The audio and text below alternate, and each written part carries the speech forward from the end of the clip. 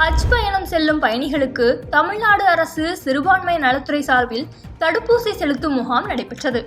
தமிழ்நாடு அரசு சிறுபான்மை நலத்துறை சார்பில் வருடந்தோறும் ஹஜ் பயணம் செல்லும் பயணிகளை தேர்வு செய்து அவர்களுக்கு தேவையான அனைத்து வழிகாட்டு நடைமுறைகளையும் செய்து தருவது வழக்கம்.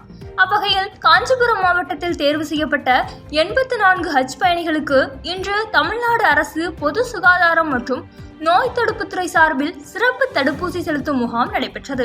இதில் தேர்வான பயணிகள் அனைவரும் அரசு மருத்துவமனைக்கு வந்திருந்த நிலையில் அவர்களுக்கு உரிய மருத்துவ பரிசோதனைகள் மற்றும் தடுப்பூசிகள் செலுத்தப்பட்டது.